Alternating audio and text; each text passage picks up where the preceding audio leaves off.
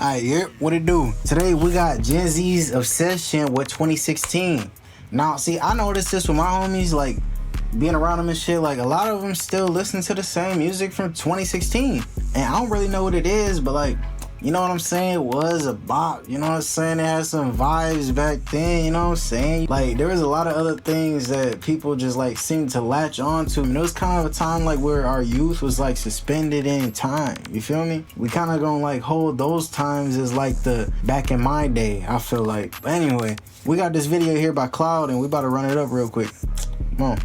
2016, the year that has their cock down everybody's esophagus. Everybody glazes this shit to no ends meet. No matter how good a year can be, it will never be better than 2016. Like, I get 2016 was fire. It was really a good year. But this generation and millennials are just so obsessed with this shit. Like, y'all act like...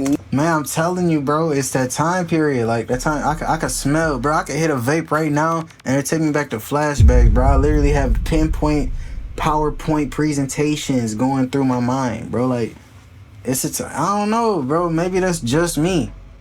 Maybe that's just me. No other year has been good besides that year. While I was 10 during that time, so I might not understand the full implications, I've been wondering for a minute, why is everybody so obsessed with 2016? Besides the fact that sports, music, and media all peaked during this year. And the main reason that Besides the fact that everything that we feel like, I ain't gonna lie, people say money ain't everything, but money make everything that is hard a little bit easier.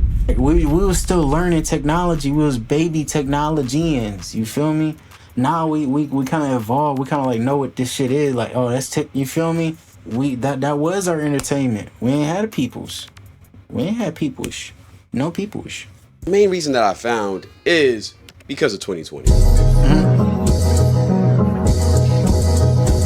Man, them fidget spinners though, bro. Oh, bro. I used to take those bitches apart and play doctor. No shit, bro. Like, I used to take those apart and like put a green bearing over here, a red bearing over here, a purple bearing over here, and sell those bitches for like $3 on the spin, bro. And like, they in high circulation, bro. You could always find another one. Somebody they got like 4 of them. You be like, hey, bro, give me that for $1. You go inventory up. Before that, niggas was still selling candy bars and shit. No, let me stop. Was the end of the world as we know it. COVID shut everything down, forcing everybody to go inside and basically live life through their phones and laptops. And because of this... Oh, nah, real quick, I forgot about them damn Beyblades, bro. Them Beyblades hit different, bro. And them Pokemon cards and them Yu-Gi-Oh cards, bro, that was a whole different era too, bro. Holy shit. Nah, hold up. Let me let them cook.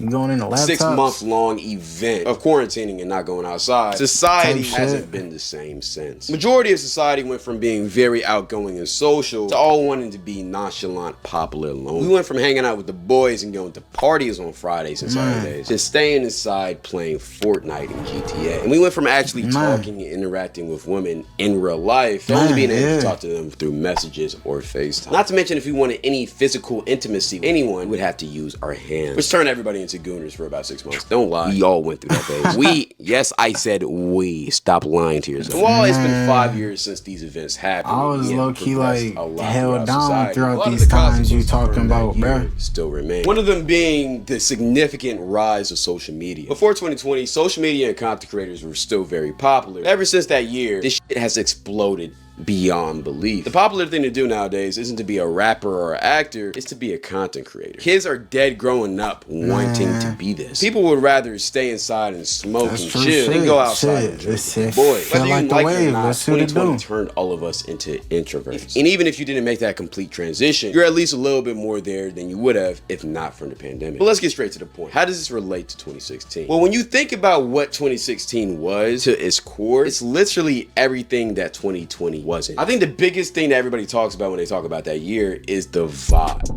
The average weekend in 2016, I'm literally on the way to a function whose address I got off Snapchat. I'm in a packed car, blasting EXO Tour Life, screaming at me with my location off, knowing that I'm gonna be home way past curfew. That was back when Instagram was still lit. We had Hey, but then we also gotta realize that most of these people talking about this is like people like that's like in their 20s now. So like, of course they gonna miss being a kid. That's what all the adults gonna say at some point in time, bro. All the adults gonna say at some point in time they miss being a kid.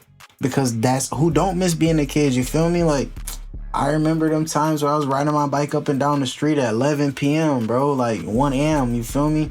And there's nothing in the world I gotta worry about. Like the Amtrak running up and through Michigan and shit. And it's coming through our city and shit at like 3 a.m. And we out there and shit riding our bikes. And we get up close to it because it's going slow as fuck. Like this bitch hauling some shit. Niggas hopping on and off the train and shit, like having fun, you feel me? Like, them days you ain't never gonna get them back as an adult. I try to do that shit now, I end up in jail, bro. Doing a weekend on some stupid shit. But no, like, that's just sometimes you just gonna have to hold. Like, them some memories now. And that's what it is. So, like, that's probably why people obsessed with 2016. Like I said, bro, this gonna be our back in my day era. Girls start popping off. Memes were trending. There was no TikTok. There was no brain rot. People actually could talk to people. There was no like attention disorder. You could literally be having a conversation with somebody and get to know them and not be like checking your phone every 5 seconds. When they're teenagers, I'm gonna be thinking in my head like, loser. Loser. Like, what do you mean you sit at home watching people stream? Go do something. It was just something in the air that year. You couldn't explain. The world just kind of felt like a community. Maybe it was because of all of the challenges, new dances like the dab, the mannequin challenge, hell, the rise of Pokemon Go. Pokemon go to the polls. I knew she was gonna say some goofy shit. Bro, why, bro? As soon as like some shit pop, like you got some goofy motherfuckers that don't know nothing about it just saying some shit. Like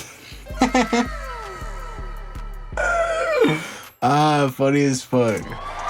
Get that nigga off my shit right now. Get that nigga. Whatever it was, life just felt more together back then. There were so many things to be a part of in an era where the internet was still fairly new to being popular. It was like the perfect climax of social media meeting actual real life and joining together to just create a perfect vibe. I think 2016 is such a nostalgia and mixture because that was like the last peak genuine year. Meaning that was the last genuine year of vibe. Like how I think of 2016, that's when me, my generation, we were like at the peak of this social media stuff. It was having its rounds, but no one really knew what it was. So no one really knew what it was to be an influencer, or no one really knew what social media was. It was still just throwing stuff at the fan, just going with the vibes. That was like the last year of what we know before everything just turned superficial. And then right after that, my generation, shout out to the 25 and 26 year olds, I can't pinpoint it, but we crossed over into a different sector in 2017. And if you know the feeling, you know the feeling. But after 2016, it was just like 2016, 17, 18, 19, 20. And from there, everything just kind of been in limbo. And like I said before, one of the most obvious reasons for our obsession this year is because everything peaked. Sports, movies, content, music. This year just had like thinking about that though, like the trajectory we was on, with the telemetry we had, you know what I'm saying, the angles we had set, like where we was moving, where would we actually be today? You know what I'm saying? Like, if we didn't actually start declining and shit, and I ain't giving it up to no reason or nothing like that. Everybody got they beliefs on what they feel like changed the trajectory of America into 2020 and shit like that. Cause like we can't lie, like it did peak in 2016. Like we did have like that peak. Like everything was fire. Like all the music was fire. All like the games that was coming out was fire.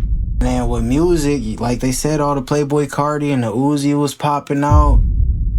Like, yeah, we had a lot of music and a lot of different forms of like everything was changing around that time. And then like we kind of like snowballed into the pandemic. And it was kind of like a slow and gradual start, but everything just started slowing up. And then boom, the pandemic hit, then everything stopped completely. And then now all of a sudden, all the stores, at least by where I live, they still like midnight stores, and they no more 24-hour stores except for 7-Eleven. But like, that 7-Eleven's always gonna be a 24-hour store. If you got a 7-Eleven that's not a 24-hour store, that's some rare breed activity right there. And you need to go get them niggas a raise, because they need 24-hour access, because that's crazy.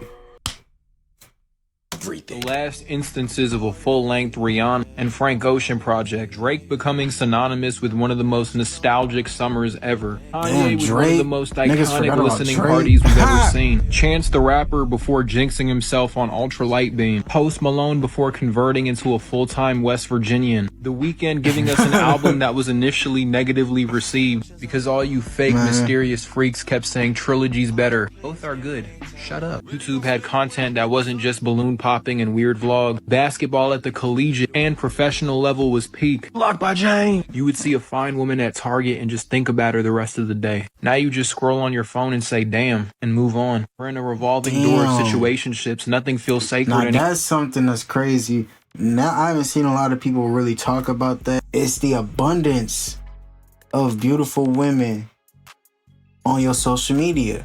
Like, we're not used to seeing this amount of beautiful women. And I don't know how it is for like women seeing a lot of like attractive guys. It may be the same, it might not be the same, but seeing this amount of beautiful women, and like I've talked with guys on it too, and like seeing what a lot of different guys have to say on it as well. And seeing this amount of beautiful women changes a person's standards and what they feel like the average is. So when they're going out looking for preferences and shit, seeing all these beautiful women, a person's just gonna think that they're out there like that, not knowing that half the shit is filtered. And so like, you got all these women wanting attention, not understanding that it's affecting the pool of men that they have to pull from. It's making them more superficial. Like, you want a man that like don't really like overvalue ass, but then you wear your shorts in a way that's got your ass hanging out. You know what I'm saying? But your girl just might be the most attractive girl to you, like for real. Like, you just gotta allow that to happen though. And like, that's just a form of connection that some people like don't like getting to or aren't comfortable with, or they ignore it when it happens. Like, that's what I feel like. So like, whenever you feeling like you drifting away or something, just understand that like your person can be beautiful too. You just have to allow that to happen. I don't see this as a problem as long as you got like that type of mentality. Like, shit gonna be straight. More.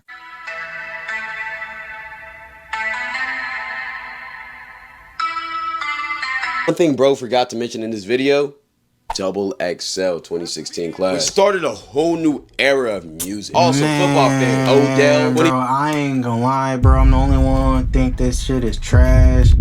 The Double XL 2016 Cypher was trash.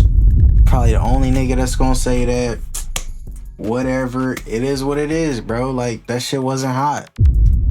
Like I said, I'm a nigga that listen to Kendrick, but I still listen to bops, you feel me? Like, I'm out here listening to other shit. I got Gunna in the rotation, you feel me? Like, it's not just lyric shit. I bop. But like, come on now. Just because like you saw the vision for it don't mean it was fire at the time. That shit was ass. 2016 Panthers, Cam Newton, Super Bowl camp. Peyton Manning's last year. Not to mention, when you go to the basketball side, we had the greatest finals of all time. And it feels like every big artist also dropped a major project that year. Like, literally, I can go on. Yeah, them words is going crazy. A lot of shit happened. And you know a year is good when the most controversial presidential election happened in the year. That's still not the most memorable part of the year. This year was just gas, bro. And there's no other way to really describe it. But I still feel like the hyperfixation on this specific year is interesting. Because even though 2016 was peak, let's not act like that's the only good year in the 2010s. A lot of people say 2014 and 2012 were also really good years. Not to mention 2017 was another good year right behind. And it's interesting that we all collectively choose 2016 as the year that we because that's the year. Well, honestly, I don't fucking know. And I really can't answer that. That's the year, it's just what it is. Sometimes we as a society just hyperfixate on one thing. And no matter what's wrong with that thing, we just glaze. I particularly call it the MJ effect. And funny enough, that's the year. That's the year, bro. Because I turned 16 in that year, bro. That's my year, bro. That's the year, bro. Damn, bro. Let it simmer, bro. Let it simmer, bro. is cooking. Fuck. Both of them. No matter how many bad things these two people did, their legacy in public opinion seems spotless. Even though they both did some very controversial things, if they were reportedly true. And back when those things did break out, they caught a lot of flack for it. But because of how great they were, and because of how they made us feel, we just simply don't give a f. So what if MJ touched kids? I'm still finna listen to Thriller, gang. Hey, that nigga ain't touched me. I don't give a fuck. So what if Michael Jordan was an asshole? As long as he's fucking other players on the court, I don't care, man. Like, keep on going. And even though there's a lot of bad things that happened in 2016, and we've kind of put this MJ status on 2016. Back in 2016, a good amount of people thought it was the worst year ever. I mean, prime example, Trump was elected. And no matter what your opinions on about that man, we all know when he got elected president, all hell broke loose. Brother, my whole family was talking about moving to Canada and Jamaica, all because a man got elected as president. Like, people thought Trump was dead ass. My mom was on the same wave too. Well, again, y'all should know my for real though. Not really like, we can't. I was gonna say we can't act like it's. Oh shit. We can't act like it's not a known thing that this motherfucker did. Like, just doesn't like black people. He doesn't have to hate black people, but he's not someone he would like befriend at a party. Like, no, like, it's nah, bro. We're not about to get into it right now. Time we were just being overly dramatic. Even though people were going through midlife crises during this time, I guarantee those same people still say that it's a good year because of the MJ effect. Or you can just call it nostalgia. I feel like MJ effect is more than nostalgia. Yeah, we're just gonna do that. But when you match this with the fact that everybody was social during this time, it's no wonder that this year was so iconic. And honestly, if we started using our phones less for just 1 year, we might even get a repeat of 2016. But that will never fucking happen because we're all addicted to our phones. I will say that. To the people who feel like they peaked in 2016, brother, get a fucking life. I get the year was a good year, but at the same time, peaking 9 years ago is sad, gang. And let's not act like there hasn't been any other good year. Like, for instance, 2024 was a very valid year. I even made a video comparing 2024 to 2016, which a lot of y'all hated for whatever reason. But gang, we've had 2024 for me. So 2020, all right, 2016 was like a year where I was chilling, goofing. And like, yeah, a lot of things were coming to me and I was consuming them. I was chilling. But 2024 was a year where I wasn't consuming at all. Like, I wasn't listening to music. My screen on time was like 2 hours a day, if that. Like, I was just working. I was pulling like 60, sometimes 70 hours a week at the job and trying to pull in as much money as possible. And I had a lot of debt and I paid a lot of that debt off. I bought a car, fully paid the car off. So it was really just like a revamping, a revitalizing, you know what I'm saying, of a time. So nah, I won't say that. For me, at least personally, it was more of a grind time. Like, it's where like you not understood your purpose, but you're more working towards your purpose rather than it just being like a dope ass fun ass year that we can look back on and say, hey, that back in my nah. I feel like this is just like the wintertime grind year. And even though 2016 was an elite year, I'm telling you right now, the way y'all talking about it might just be a little bit overrated. Tone it down. Because if you're too busy living in the past, you won't see what's happening right in front of you. And right now, we're on the horizon of what might be one of the greatest years of all time, 2026, which is ironically 10 years beyond 2016. What the fuck going on here? 2026 y'all, 2026 is going to be peak. Next, we're finally getting the highly anticipated GTA 6 release after more than 10 years. And it's not just GTA, we got other games like Halo and Lego Batman dropping as well. And bro, the movie lineup is stacked. We're talking Avengers Doomsday, Spider-Man, Minions 3, The Odyssey, and the list just keeps going. If you thought it couldn't get any better, TV shows in 2026 are also coming through. There's Invincible, The Boys, Dexter, plus a ton more. And on top of all this, we got the World Cup being hosted by 3 countries. Said 2026 sound too good to be true, and that shit hit on a personal level.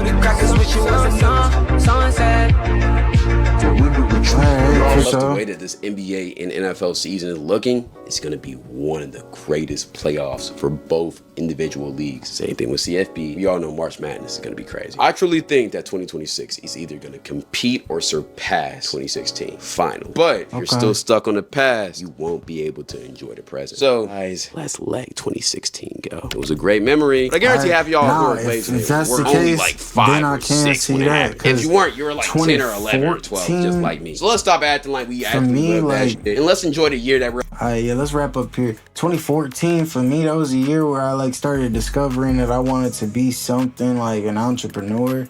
Something where I wanted to like be in control of like not like the workload but the days, like, you know what I'm saying, how much workload, like how much I'm willing to pile on, because I'm not a person that's like the same every single week. Some weeks I'll be able to put in the bare minimum of 40, but some weeks I'll be able to put in 60, and I just want that ability. And so like getting a job that allows that, dope, but not a lot of jobs are allowing that, and the job I'm at right now, they don't really got that option. So like I already knew, like when I was younger, like man, like especially then I was only working like 2-3 days a week. Like shit, get your own shit, nigga. Like man, that was 2014 for me, and 2024 was the same in a sense because I'm re-getting my shit established. So like I could see him in that sense. If he say 2026 is gonna be like a new 2016, we'll see. I might have to ask my moms what 2006 was like, but I'm gonna catch y'all in the next video. Deuce.